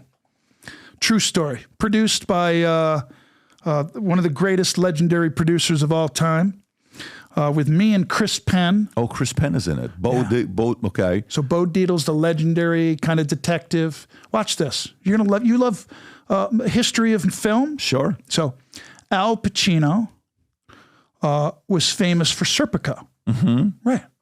Serpico told the story of how he started certain programs as a detective that were innovative. Mm-hmm. So like when he dressed as a homeless guy and went on the subway and then somebody tried to mug him and he took off his homeless costume, he was a cop, he arrested the criminal. Bo Dietl developed that program. Wow. So what made Serpico famous? Bo Dietl was the guy who was the law enforcement official that developed that. Good for him. In time, Bo Dietl became such a legendary detective and won so many awards, he wrote a book called One Tough Cop about his association to John Gotti. Because he grew up on the same street as Gotti by coincidence. So when he became a cop and a detective, the feds came after him to try to have him help them get John Gotti. And he said, F you. And he was in the movie. No, the movie that's the movie based on his book, Bo Dietl, who now has Bo Dietl and Associates. Did he have any role in a movie or no? Did he do anything in a movie? He may have done a cameo. I can't remember. But Bo may have been in the film, done a little cameo, something like that. But Bo's been in many films. Yeah. Bo's been in many he's very friends with Scorsese. He's very good friends with them and De Niro, and he knows a lot. He provides those services for a lot of Hollywood, bodyguards and, investigations. Your brother, how often do you guys speak? All 4 of you. Do you guys get together? Because that picture I posted of you guys, the 4 of you, I think your brother posted that on your brother posted that picture in March 7th of 2019. He said, we got to get the crew back or something like that, right? Yeah, if you go to his Instagram account, just type in old, that's an old picture that he posted, Baldwin. He posted he says, let's get the band together. Yeah, he posted, there you go, click on that one. What date is that, Rob? That is 288 weeks ago, March 7th of 2019. And he said what? Gonna get the band back together. Are you guys back together now? Like, do you guys have reunions and everybody gets together and talk or no? No. No? Well, Alec has 7 children under the age of 15. Why did he start so early? See how Pat went with that one? Yeah, that's a mind boggler, bro. God bless his wife. Good for him. So the point simply is Daniel's got several kids. Billy's got several kids. He's got kids in college. Me, I'm the only one. My kids are married. I'm chilling out with the love of my life because I only look stupid, Patrick. Usual suspects, right? That's a good one. But going back to it, do you guys talk or do you guys get together or not at all? Well, yeah, when the family thing allows us to be available and holidays and, for the most part. Is there annual family reunions or no? No. Not at all? No, not since my mom passed away. There was a reason to go up to Syracuse and see her. She passed away 2 years ago, and she was 92, so she had an amazing life. Got it. So, and I remember, in 2016, when you were like a staunch supporter of Trump, you were public about it, right? I remember even one time, the night when he won, you were with Michael Strahan, I want to say, with George Stephanopoulos, if I'm not mistaken, and they're asking you, and you guys are giving your opinions. And even at that time when Alec was playing Trump for SNL, I think he was doing Saturday. Was he? Was it Saturday night? It was, right? When he was doing Trump. I need a favor. Yeah. Because I'm going to pee. Yeah. I'm going to come right back to this microphone. Go do your thing. I'll be right here. Explain how I did Celebrity Apprentice twice with Mr. Trump. So I was with him for a month at a time, every day doing a reality show. I want to hear about it. With Mark Burnett. I want to hear about it. Very specific experience. Okay. And then I did an interview with Don Lemon on CNN. I was the first celebrity, pull it up, the first Hollywood guy that ever said Trump for president was this guy on CNN with Don Lemon in September of 2015. Oh, shit. I'll be right back, folks. Lovely to be here. And thank you again. I really think you're terrific. Of course. Thank you. And thanks for letting me go pee. This is the USA gear, limited edition for the rest of the year. If you love America, sport this USA gear. On the side, it says Future Looks Bright. On the back, it says Valuetainment. On the side, it's got the American flag. We got the shirts. We got the flip-flops. These are the only flip-flops I wear when I'm at the house and walking the dogs. It feels amazing with the gel in it. So if you love America, if you believe the future looks bright, if you love Valuetainment, click on the link above or below. Go wear some of the gear and tag us because we share the pictures on the podcast all the time. So go to vtmerch.com and place your order. So here's that story. Let's hear it. Okay. I'd already done several interviews with Don Lemon as Stephen Baldwin, the born-again evangelical Christian, et cetera, et cetera, et cetera. So he liked to have me on. Don liked to, Don's going to go to the Hamptons in the weekend. And, he's going to tell all his friends how the interview with that youngest Baldwin went, the one that loves Jesus, But I knew that. So I can go to the interview and go, what do you got for me, Donnie? And he would joke, and he lives his lifestyle, and I live my lifestyle, and he represents what he represents, and his agenda, like Hollywood. So now I'm talking to you like a Christian, bro. In the supernatural part of it, I work now in a different way. I'm more of a spiritual Hollywood guy. I'm trying to decipher what to do because it's what God wants, right? So that's why I showed up to CNN. Don Lemon called me up. He goes, hey, we've done 3-4 interviews. You and I have gone tit for tat, back and forth. It's been great. Very intellectually stimulating. You're so cute and funny. And come back in. I want to ask you about Trump. And I went, I don't want to do that. I said, Don, we've been having fun. And, once you start politics, it's different. People's opinions change. It's not fun anymore. It's whatever it is. Anyway, long story short, he begs me to do it.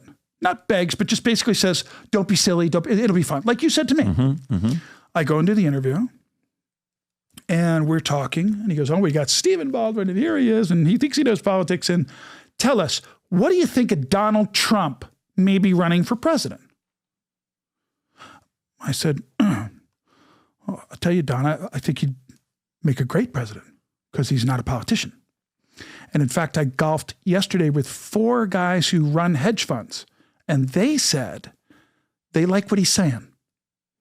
That was in September of 2015. So on that show, I said, I think Donald Trump would make a great president, but only because he's not in that sphere of influence. He's an outsider, as everybody knows now. So it just makes me giggle the way things are now in social media and who points the finger about he said, she said, who said what and when. Well, you have all these people going, Trump. I was the first one. Now let me do another little crazy thing here on the show with you there. My valuetainment guru. You ready? I told you I was going to coin you, right? If I don't have these coins in my pocket, this is very embarrassing. And I don't have the coins in my pocket, of course. That's perfect. Now is when you got to be Alec and go, classic, Stephen, classic. You teed that one up perfectly. So here's my Air Force coin, because I keep it in my pocket and I pray for all the members of the Air Force. Did you hear what I said? Mm-hmm. Yeah. I don't know a lot of people that do that, only some. And then this one's still in the little baggie. See this one? You know what this one is? Let's see it. Anybody ever coin you with a Yes. Trump presidential coin, my friend? No. This is the Donald Trump presidential coin I've had since he won in 2016. I bought 20 of them and I gave them to people who were Trump supporters. Just to go, hey, same team, right? It's the last one I got, boss. And I'm giving it to you. My man. You know why I'm doing that? Now stick your hand out, because you go like this. You shake, and then you turn it, and then you take it. Yeah. And now the law is, and the coin thing is, if you don't have a coin to reciprocate right now, you got to buy me a beer. But bringing me here, you already bought me a beer, because I've told you again 10 times, like I said, not a lot of guys like you who are trying to do the right thing. So I'm here because I appreciate you for I'm a this. fan. This is sick. I'm a fan of what you're about. I appreciate you. That is to say to you, I pray for President Trump every day, even though I'm retired from politics for my own personal reasons. Holy Spirit told me, get out of politics, just pray. That's if you're a serious Christian, that's a serious thing. If you hear from God, says, hey, man, don't do all the logistics. Don't do all the little stuff you were doing before. Just step out. You have your experience, but pray for America. Like really, Stephen, like put your coffee down and turn everything off and turn all your devices off and get on your knees and pray for America. Not too many people do that, Pat. They say they do. But God knows who the ones are that do and don't. God knows the hearts of all of us. God knows the heart of Trump. So God's going to do what God's going to do. God's going to allow what he allows. But I want you to know, because like you said, nobody's listening. I want the Trump family to know that I pray for them. I pray for thank God he didn't get hurt with these two situations. But it doesn't change that the game of politics, how it's played, is a ruthless game. What do you mean by that? There's a lot of deception in politics. No? Of course. Right. Just trying to see how you see it. I see it now as, if you're going to be in politics, it better be your calling. It better be something you know. Because now in America, I'm going to open a can of worms. The Christian movement is becoming the Christian patriot movement. Very different than just being a born-again Christian. If I'm a Christian and I have a platform and I go, hey, the only way you can really be an authentic Christian is if you vote and support the Christian politics. That's a lie from hell. The Bible doesn't say that. And yet all the most influential pastors with a platform are going, better tell all your friends at church to vote, or you're not supporting what God wants in this country. That's a lie from hell. That's not in the Bible. The Bible says, live for Jesus and do what Jesus would have you do. So if Jesus would have me just pray and not be involved in politics, but now there's all these Christians out there going, hey, what's your problem, Stephen? If you really love Jesus, you'll support what everybody else is supporting. And to that I say, I don't have to do that. It's America. America gives you the freedom to be and do who you want, as long as you're law-abiding, et cetera, et cetera, et cetera. But if the average person who follows your family closely, which, it's kind of tough to miss. It's the Baldwin last name is a Baldwin last name. It's not a lot of Baldwin. When I was supporting President Trump, my brother Alec was playing him on SNL. Yeah, I get it. I know, yeah. But I remember also there was a tweet, Rob. I don't know if you have the picture. This is the tweet with, if this is 2016, a month before Election Day, October 9th, 2016. Election Day is November 8th, 2016. If my father were alive today, a veteran, he would be ashamed and disgusted of media bias and manipulation by people like Anderson Cooper. Your brother responded, if our father was alive today, he'd smack you in the side of the head for supporting Trump. from that 8 years ago to today, to be exact, it's around 8 years, 1 month, 2 weeks it'll be 8 years, 3 weeks it'll be 8 years. Has the tensions of politics in the family gone to a point where you guys are able to talk, coexist, and you guys have created a rule to say, guys, let's just not talk politics, let's talk family? No, that's where it's at now. So it's in a better place now. No, it's in a different place, right? Because Billy's wrong about what my dad would have said. My dad wouldn't have smacked me. My dad would have said, everybody has the right to live however they want. That's freedom. So for Billy Baldwin to say, no, you'd get slapped for your political choice, my dad did not agree with that. My dad did not agree for, the Constitution's the Constitution. But I'm just saying. I had Dennis Quaid on. So Dennis Quaid was here, Rob, what was it, a month ago? August. In August, right? Last month. The new film's great. Yeah, we premiered it a month before it came out. We loved it. And then right afterwards, we did a podcast. 200 people showed up. It was awesome, right? It was awesome. And Dennis Quaid, his brother, Buddy, who came, also showed up because Buddy follows the content. He flew out. He's a realtor. We had a really good time together. And then there's also his other brother, which is Randy Quaid, who was also a guy that was in a lot of movies. And he's, he had some issues and, stuff that happened with him politically. And it was interesting what he said. In this case, I think, who's the older brother here? Is Randy a year older than Dennis? Oldest, yeah. I think Randy's the older one, right? Yeah. And Dennis said, I said, so, what do you say? You guys have had a falling out, et cetera. It says, I would love nothing more to see my brother make a great comeback because I miss him and I love him. That's what I want to tell him, right? It was interesting seeing that because, I got 2 boys and you want to see something like that happen. Has Alec or one of you taken the lead to try to find a way to bring the brothers together, or has that happened? But it's out of understanding in the story you just described. Politics divides. Mostly in families where there's any of that stuff, brothers, sisters, parents, rarely can people cohabitate when they have political indifferences. It's such a passionate subject because the outcome of those political opinions affects law, affects finance, affects how we live. Yeah. So Alec is pretty much, he has his opinion. I don't think he's going to be playing Trump anytime soon. He's busy with his kids. He just got over a serious, crazy legal issue where the system tried to set him up, which is... Yeah, that was weird. I was in the room, boss. That was weird. Oh, you were in the room when it happened? I was in the courtroom the first 3 days. I was there for the whole thing. That was very weird. Well, the prosecutor tried to set my brother up. That's what happened. The prosecutor buried evidence. But you look at the story.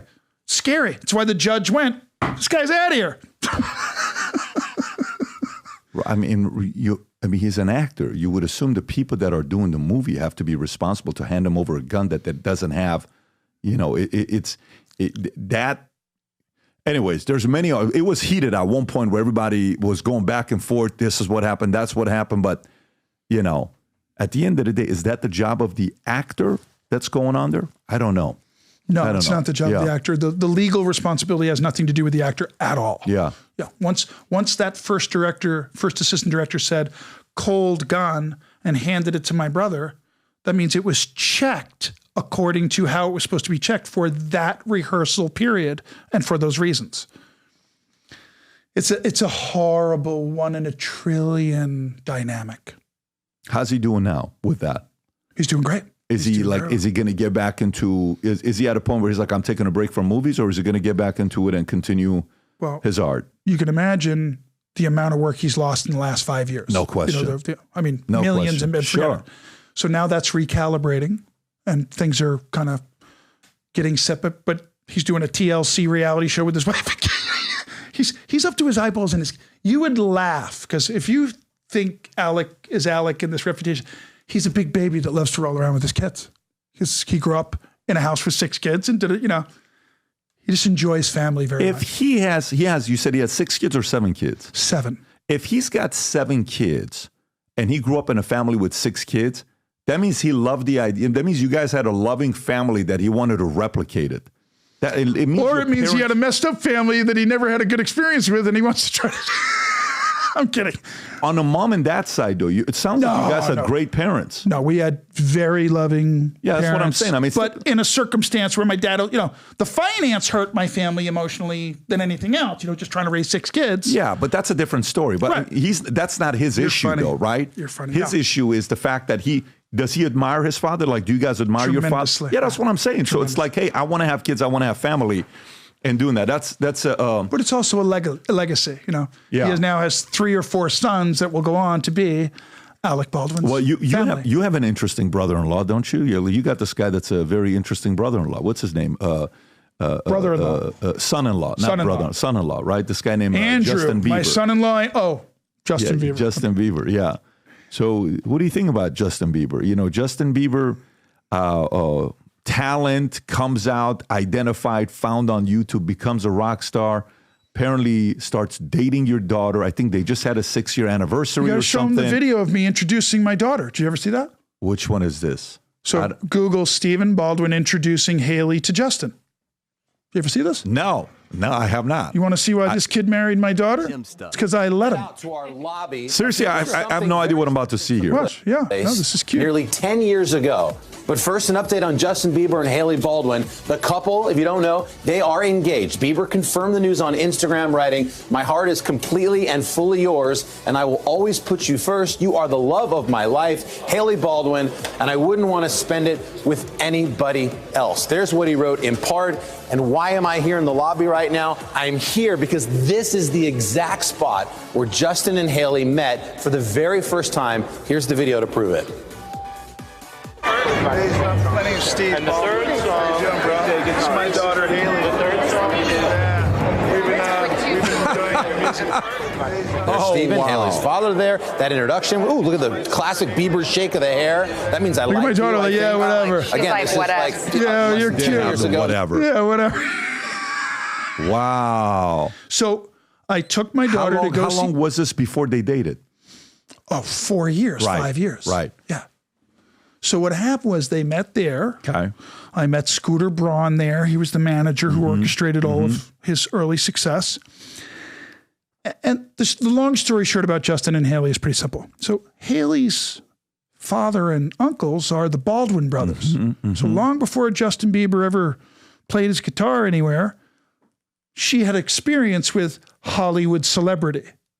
My daughter had been to red carpets before Justin ever had a career when she was a kid. So years later, she starts hanging out with some other friends of her, Kylie Jenner, the Jenner gals, some other younger people. She starts hanging out with Jaden Smith. This is when she's 14, 15, Is it because you're living there, so they're all within the community, or just, you're Hollywood? That's just, I got you. The I got you. young Yeah. Hollywood vibe. So sure enough, years later, after that introduction and after spending time together, Justin's career continues. My daughter becomes a model, has her friends, shows up at the After Earth premiere. Will Smith, Jaden Smith, New York City, at the Trump W downtown. Is that what it's called, Trump W? What are the chances of that? So my daughter says, Jaden Smith is in the movie and he's dating Kylie, and Kylie's my friend, and we're all going to stay at the hotel with Will and everybody, and all the parents are there, and it's totally safe and it won't be sketchy. And can I stay overnight with Kylie? I go, yeah, babe, sure, go ahead. Well, apparently Justin showed up to that hotel and came in and said hi to some friends. Like he knew Kylie, but he didn't know Haley. So he hadn't seen Haley in quite a while, and she'd grown up a little. Long story short is when they reconnected in that scenario, it's when Justin had been dating different people and had never really experienced somebody like Haley. I can't tell you this whole story, but I'll give you an example. Somebody that knows Justin before my daughter met him said to my wife in a conversation, your daughter's the only girl that dated Justin and in the beginning never accepted a gift. She's the only one. So now if you're Justin and you date a bunch of gals and you're Justin and you go, hey, here's a gift, and you go, oh my gosh, let's go get dinner and let's go swimming and let's go to the movies. My daughter went, I'm all right. That's not why I'm here. I'm here to know you. I don't want gifts. I want to know you. Good for her. So that's the girl he fell in love with. Wow. The girl who was raised a certain way to say, it's not about how big my ring is. It's about whether or not I can bless you and you can bless me. And together we can have happiness and joy and blah, blah, blah. So underneath all this Hollywood crazy celebrity nonsense is that hope authentically. So the only reason Hailey Bieber is because she stayed true to herself. Good for her. About what her hope was in a husband. And now it's really inspiring millions of others, et cetera, et cetera. That's respect. And by the way, she's how many followers? She's got 100 million followers. She's got 53 million followers on Instagram alone, not including. Right. And by the way, did they just help you become a grandfather? Is that correct? That just happened? Just Baby Jack Blues. I love the name. Yeah, just a few. Jack Blues Bieber. I like the name. What is he like with you? What's your relationship with him? Justin? Yeah. Well, you're asking me too many questions now, Mr. David. Right? Just because I Just opened give this me the can one of worms relationship. doesn't mean I can give you the whole thing. Give me one thing with you and him. Father-in-law. You know, how is that? So listen, before I'll tell you a story I never told. I shouldn't tell this. So before they were married, my wife and I are serious Christians.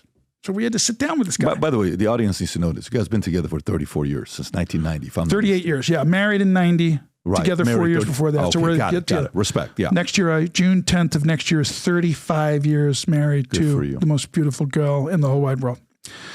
So I get this phone call. It's my wife. She goes, I think the kids want to get together. So remember, my daughter married Justin at a courthouse first, and then a year later had the big official wedding. So they do the courthouse move, which I go, praise God. I think they're supposed to be together. And then we're going to do the bigger wedding. And before the bigger wedding, my wife and I spent, I won't give you all the details, but we spent about 3 weeks isolated with the kids. There was like a month period before the wedding that my wife and I were like, do you understand what a wedding is? It's a holy oath unto the creator of all things who can squish you like that. So be careful that you understand the words you're going to say because they have life. So we did that and they went, Nam yo renge kyo. You know, they listened for his best kids who want to marry each other can listen. But then he asked me to marry her, right? There was the official, my wife calls me, Justin wants to talk to you. What about? I think he wants to do the official. Sit down and, ask the father. Great. Yeah, tell him to come over. He comes over. We were talking. And he goes just like this. It's the cutest thing ever. So we're talking and he's going, like, hey, so this is what I'm thinking. And, what do you think? And, is it, how's it sounding? And does it sound good? And I said, no, it sounds great. And I said, so let me just give you my answer. My answer is yes, you can marry my daughter. I said, I just want to be sure you're clear about some thoughts. And once this happens, I love you, kid. You're on your own. The Bible says once you have spiritually yoked to my daughter, I'm out. I have no authority anymore. I'm not her friend. I'm her dad. And I'm always going to be her dad, no matter who she is, what she makes, whatever. And I said something and all of a sudden he responded, but his answer was like one of my answers.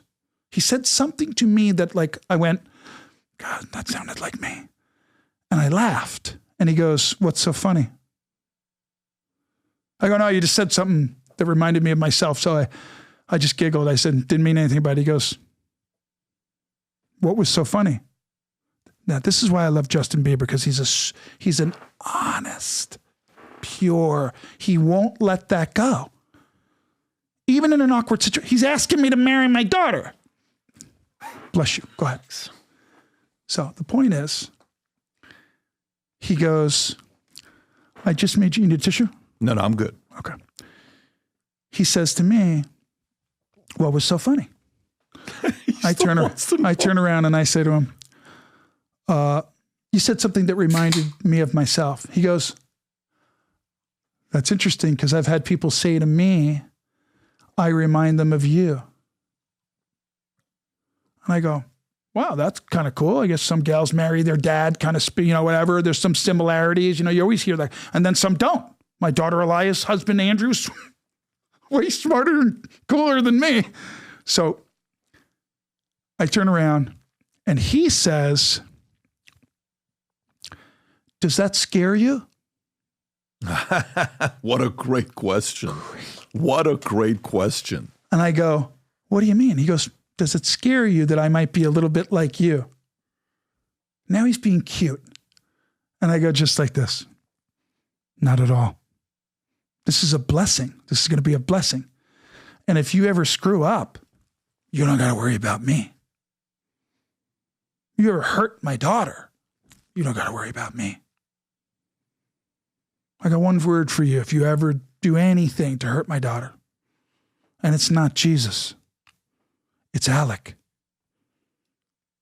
I said, Google Alec Baldwin upset.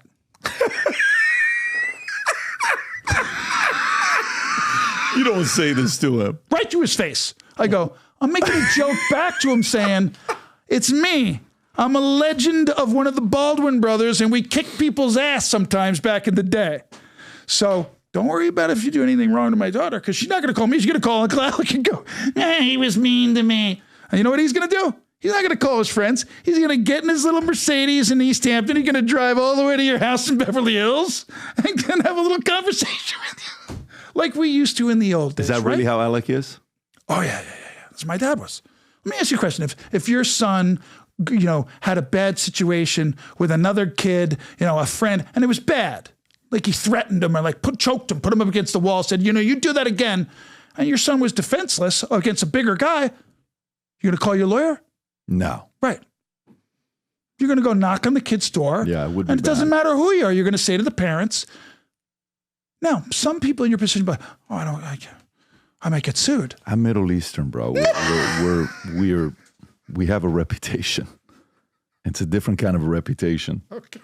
So Alec is the Middle Eastern Baldwin brother. He sounds like it. He sounds like you're from the Middle East. Maybe he is the Northeast, but feel the hair on his chest, right? Okay. We got to do one of those 23andMe ancestry stuff on Alec to see if there's. But that's interesting. So then what happened? It's good to go. Relationship solid. So no, I tell that story now just because since they've been married, I think they've done an amazing job, at keeping, their own privacy. It's not easy to do, bro. Well, it's the reason why you only see a photo of the baby's foot right now. I know. They're trying to enjoy this time. It's not easy for them because, Bieber is, there is, there's levels to this game of fame. Bieber is like, He's the biggest pop star of all time. Yeah, he's... But here's why. In 7 years, he outsold the Beatles and Elvis. In 7 years, he outsold Beatles and Elvis? Correct. He is a higher selling musician. He has sold more songs worldwide than the Beatles and Elvis. Shit. So where's he ranked? But he did it in 7 years. How about with Michael Jackson? What's he ranking? Is he ahead of Michael Jackson? I think he's ahead of him. Look it up. I could be wrong. I'm not wrong. As I understand it, Justin's sales are the highest in the world. Are you zooming in, Rob? Damn, Rob. Michael Jackson's Thriller, 120 million copies. 7 years go lower, Rob, to see where... Elvis Presley, right. Michael Jackson, Eagles. When's this from? Let me see if Justin... But this is per album, so let me take it. It's not all of the I think discography. The whole catalog... Yeah. Blah, blah, blah, blah, blah. Wow. I think of everything he's ever created, Justin Bieber, it has outsold those people. Somebody told me that one of my... Yeah, I see it right here. Justin Bieber beats Elvis Presley's U.S. chart record. Right. And I don't know which one this is. In 7 years. Yeah, that is wild. Yeah. Is he also, does he have an element of Tom Cruise where he's chill and humble behind closed doors, like when he's with the family? Very. Okay. He's very... simple, down-to-earth guy. His mom, Patty's a Christian, right? If I'm not mistaken. Yeah. Another very, his dad, Jeremy, these are very congratulations to them. Congratulations to them. And we wish him nothing but the best. And congrats for you being a grandpa. Two other people I got questions about to see what you're going to say about these guys. Oh, no. So No. Kevin Spacey, Usual Suspect. Yeah. Okay, one of my all-time favorite movies. Kaiser Sose. You should interview Kevin Spacey here. I'd love to. I think Kevin is one of the greatest actors of all time. To me, I've never watched. I'm not the guy that, you know how they say they binge watch like a show or whatever. The only thing I've ever watched 12 episodes in a row, back to back to back, and I couldn't stop and had a flight to Tuscany, Italy the next day, was freaking the what do you call it? House of Cards. I can't believe It's a great show. He was amazing what he did, Brilliant. right? Is Kevin Spacey in Usual Suspect?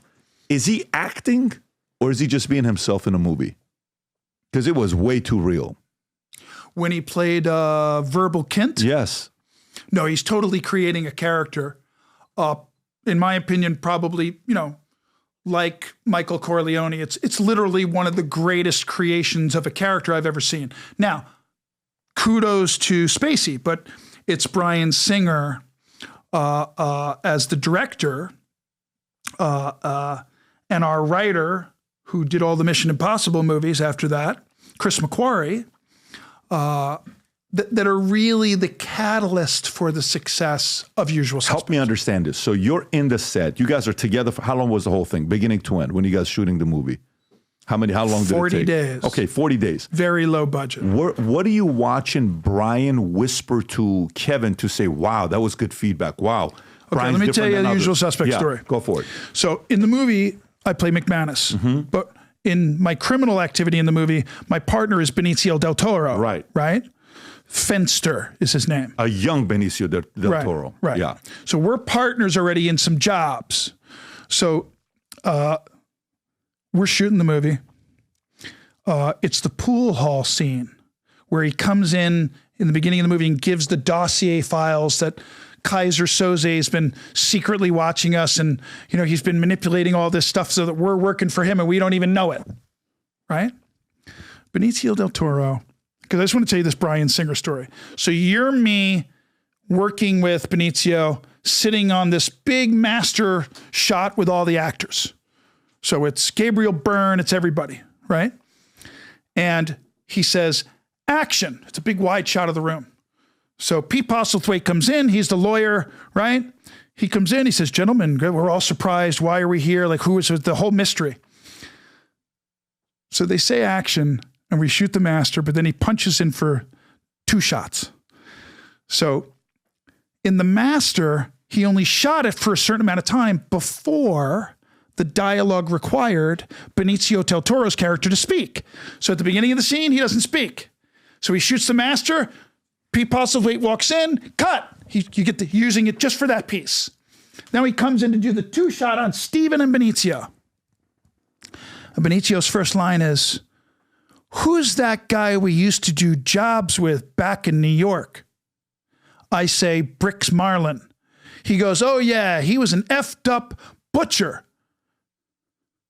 We're sitting there filming and we're rolling. Bryan Singer goes, action. And it's Benicio's time to speak. And I go, somebody says the cue line and Benicio's here and he goes, who's that guy? He's them down in New York. He says, who's that guy that we used to run those jobs? But he goes, who that guy was down in New York? Can't even understand him. And I go like this.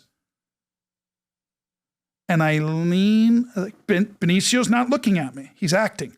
And I go, and I look right at Bryan Singer over the monitor, to the side of the monitor. And Bryan goes like this.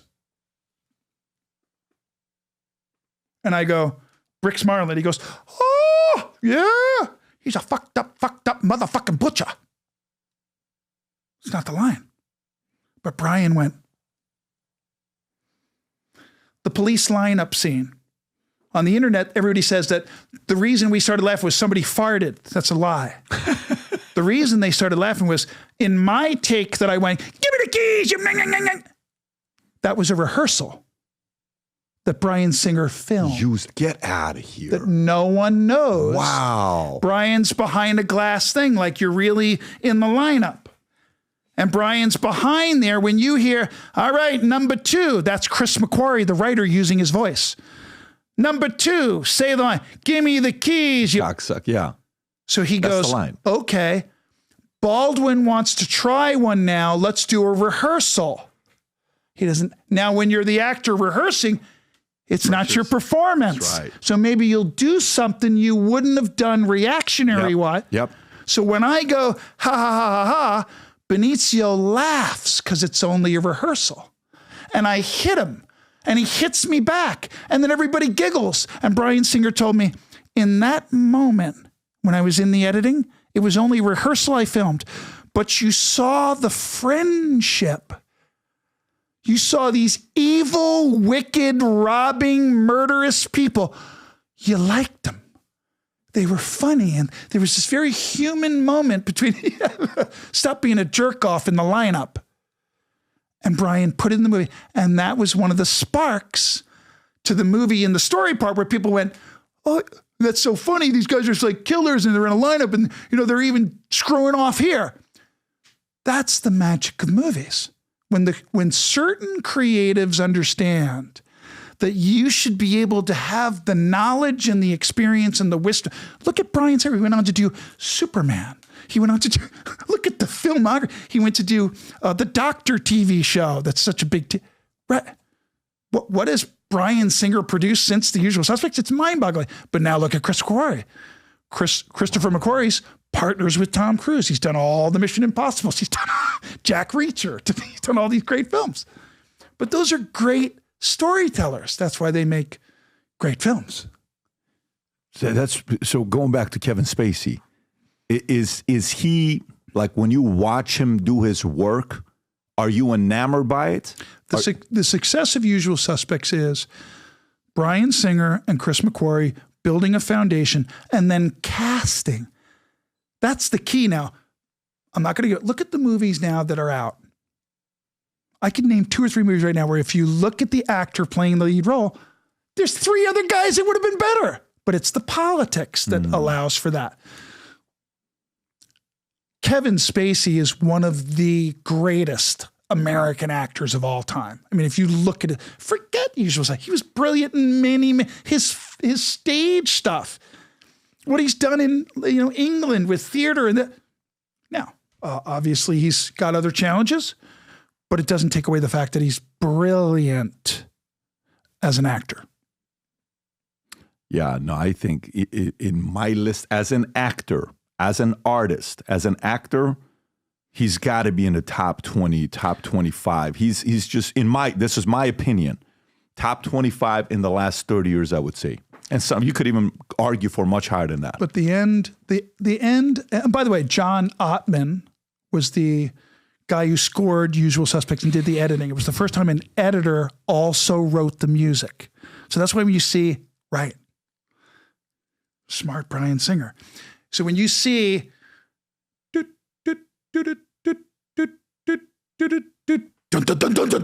the music of the planes landing as we're going to do that job in LA, and the editing is set to the cuts and beats of the music. It was the first time. How often does that happen? Almost never. Ottman's gone on to become I can only imagine. Yeah, John Ottman's gone on to become a legend. But I'm just saying the psychology of how the movie was made was that old school Brian De Palma, like the big thing, Coppola. These guys think like. When you guys were making it, did you guys know this was going to pop, or did you know nothing like how it's going to do? No? I love Gabriel Byrne, because Gabriel Byrne, when we did the press thing, he was like, I read the script a few times and I thought I was Kaiser Soze until the end. It was such a great script. But you can't take away from Spacey. The end of Usual Suspects, when he's walking to the car and the hand goes straight. Yep, and the Jaguar pulls up and Chaz Palminteri is like, where'd he go? Yeah. And he's looking at the Kobayashi and all this stuff he's looking at. And then the fax is coming up with this picture. And it's him. That's crazy. I just watched it with my kids 4 weeks ago. It's honestly. But I want to get back to something for you. What's that? The coolest thing you can do with your son that likes movies is let him make them. If he has any inclination to write, if I were you, bro, I'd give my kid $500,000 under the supervision of trained, serious movie-making people who are cool. At 12 years old? Yes. Let him make a full-length feature by the time he's 15. That's what Spielberg did. Who do I do it with that can monitor him doing it? I'll help you. I'll get you some friends around here that, Yeah, that are I'd be good curious, people. and I would be very open to the idea because the guy's trying to do, he wants to do something. But why do I say that? Yeah. The greatest teacher of filmmaking is filmmaking itself. He's not going to know until he forgot to put the film in it, and he didn't do it this way, and he didn't record that music. I hope that's okay for me to say. No, but I love it. I have a heart for mentoring young kids who have a heart for this and that. And again, don't overwhelm them. But I just mean, if you gave them the right tools to hey, what's a story you want to tell? And it doesn't have to be $500. It can be $50,000. The point is, doing it is what will continue to fan the flame of that love, that inspiration. So last question for you before we wrap up. Tupac, there's a picture with you and Tupac. What's that all about? Well, I did a billiards tournament to raise money for an organization called AIDS Project Los Angeles. And coincidentally, Tupac came through a fundraiser of mine. But around that time, I had already been in a movie called Posse, which was an all-black Western with with Mario Van Peebles, who was the director and the star. And it was with Big Daddy Kane and Tone Loc. I'm old, Mr. David. I'm old. I've been in the game a long time. So, no, that was just a really sweet photo. I got to meet Tupac. It was amazing. Did you guys talk? Did you spend time, or was it just a Tupac? I don't know. Was it a brief thing, or? Pretty brief. Okay, so it wasn't like you guys hung out or partied or anything. That's going to be the perception. I'm a big Tupac guy. I thought you were going to tell me. But I was a huge fan. Yeah. No, but I know there's no story to tell other than I was a fan and we met and he liked my movie and I loved his rapping and we hung out for a little bit. But anybody to have ever captured a significant photo with him is, now considered to be fortunate. Yeah, I'm a big Tupac guy. I got a painting in the house. Rob, if you can pull up the painting in the house called Dead Mentors. No joke. I had an artist in Dallas do and it's Tupac? Commissioned him to do a painting. It's called Dead Mentors. If you go to images, it'll come up. And click on that one. Zoom in. And this is a painting. This is about the book, The Vault, that I wrote. They're in a bank vault. They're in a vault 40 floors down. Einstein, Kennedy, Lincoln, the Shah of Iran, Milton Friedman, MLK, an empty chair, myself, Tupac, and Ayrton Senna are having a conversation. Listen to a debate of two books on that table. If you zoom in on the two books on the table, that's Communist Manifesto and Atlas Shrugged. They're debating. Right. And but yeah, I was a big Tupac guy growing up. Stephen, this has been a blast. Gang, we're gonna put the link, Rob, to his podcast below, please, if we can. Stephen Baldwin's One Bad Movie to go check out. I have to interview you for One Bad Movie. I look forward to it. Okay. I've never been in a bad movie or a good movie. Eventually we're going to do some things. Who knows what's going to happen? But you're funny. I had no idea where we're going to go with this. So but let me freak you out because I told you I'm a weird spiritual guy. Okay. I'm like a weird kismet guy. The hotel you put me in. Mm-hmm. Remember I told you the reason I'm here is because I just coincidentally, it's not like I wasn't going to come. I'm a fan of yours and I love your work.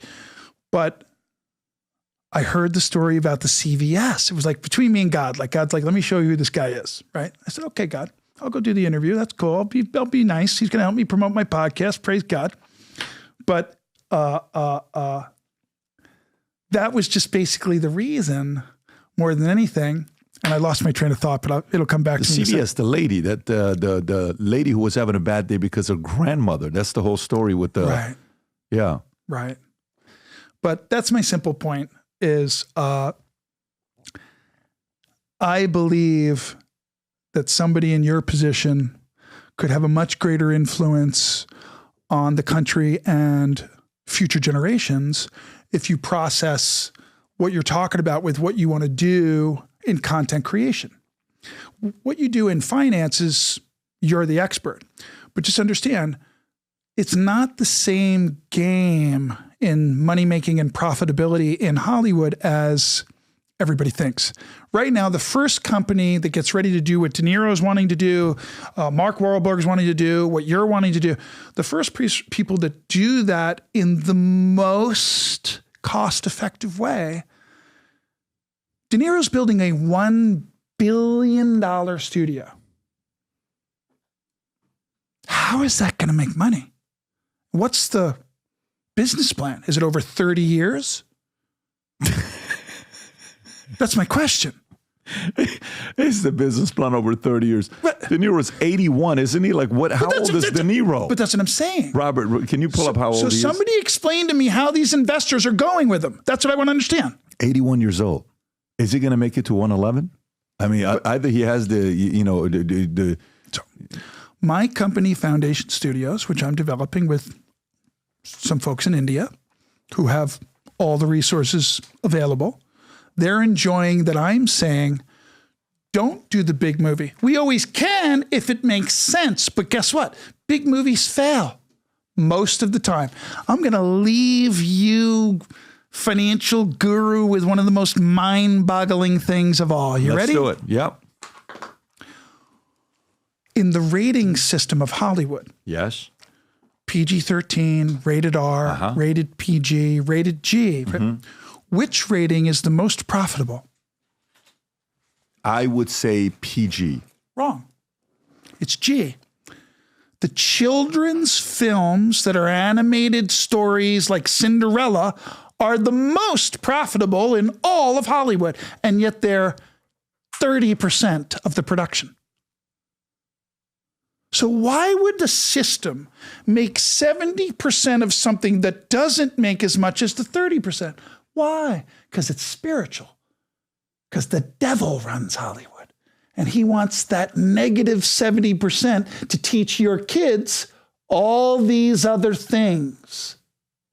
But the 30%, which makes the most money, is happiness and loving your mom and dad, and they make the most money. Why would Hollywood make less of the most profitable? Valuetainment, the new thing you're doing. Open your animation division now, my friend. Give the people what they want in their hearts. Don't force them to love your Hollywood agenda. It's been great to be here. Thank you so much. Blast. Really enjoyed it, brother. Truly. Thanks Really for enjoyed helping it. me. Yeah. I'm a wise guy, and you're a blessing. I appreciate you, and thank you for the gift. God bless everybody. Bye-bye, God bye-bye. bless. This is the USA Gear, limited edition for the rest of the year. If you love America, sport this USA Gear. On the side, it says Future Looks Bright. On the back, it says Valuetainment. On the side, it's got the American flag.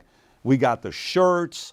We got the flip-flops. These are the only flip-flops I wear when I'm at the house and walking the dogs. It feels amazing with the gel in it. So, if you love America, if you believe the future looks bright, if you love Valuetainment, click on the link above or below. Go wear some of the gear and tag us because we share the pictures on the podcast all the time. So go to vtmerch.com and place your order.